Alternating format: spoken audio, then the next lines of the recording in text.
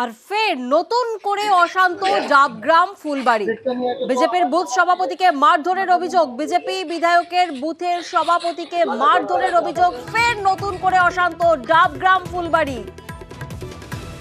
আহত বুথ সভাপতিকে হাসপাতালে ভর্তি করা হয়েছে। প্রতিনিধি বিশ্বজিৎ এই মুহূর্তে আমাদের সঙ্গে রয়েছেন। বিশ্বজিৎ, গন্ডগোলের সূত্রপাত কোথা থেকে? দেখো, একেবারেই বিজেপির বুথ সভাপতি যখন এই ভোট পর্ব শেষ করার পর বাড়ির দিকে ফিরছিলেন, সেই সময় কিন্তু তৃণমূল আশ্রিত দুষ্কৃতীরা এই বিজেপি বুথ সভাপতি শ্যামল সরকারকে কিন্তু মারধর করে, বেধড়ক মারধর করা হয়। এবং সেখান থেকে বিজেপির কর্মীরা যখন তাকে দেখতে পায় তিনি অসুস্থ অবস্থায় পড়ে রয়েছেন, তখন তাকে শিলিগুড়ি জেলা হাসপাতালে ভর্তি করা হয়। বর্তমানে তিনি স্থিতিশীল অবস্থায় রয়েছেন। তবে বিজেপির পক্ষ থেকে অভিযোগ করা হচ্ছে যে তৃণমূল আশ্রিত দুষ্কৃতীরা, এমনকি তৃণমূলের যিনি সেখানকার কাউন্সিলর রয়েছেন তার যে দলবল সদরবল, তারাই কিন্তু এই আঘাত করেছে।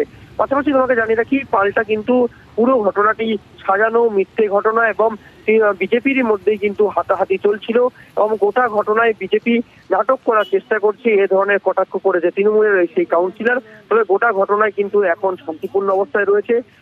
যিনি আহত অবস্থায় শ্যামল সরকার, তিনি কিন্তু শিলিগুড়ি জেলা হাসপাতালে ভর্তি রয়েছেন। তবে পরিস্থিতির দিকে নজর রেখে শিলিগুড়ি পুলিশ ঘটনাস্থলে পৌঁছেছে এবং সেখান থেকে পরিস্থিতি এখন নিয়ন্ত্রণে। ধন্যবাদ বিশ্বজিৎ। পোলিং শেষ করে বাড়ি ফিরছিলেন ওখানকার স্থানীয় কাউন্সিলর 36 নম্বর ওয়ার্ডে সমস্ত গুন্ডা বাহিনীতে রেডি ছিলেন।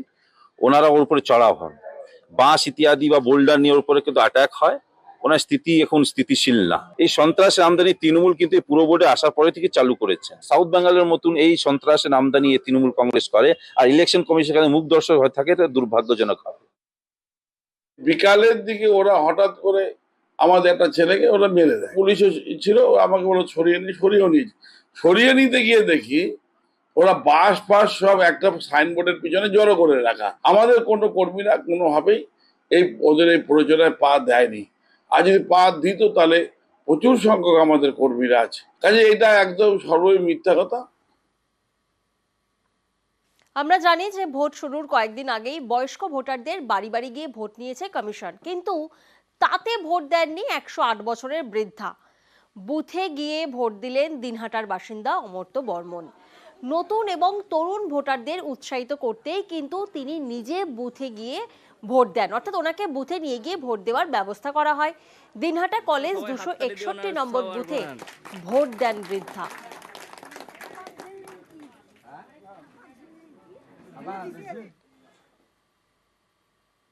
শুরু হয়ে গেল সিংহাসনের মহাসংগ্রাম। দেশ জুড়ে প্রথম দফার লোকসভা ভোট, 21টি রাজ্য ও কেন্দ্রশাসিত অঞ্চলে ভোট গ্রহণ হয়।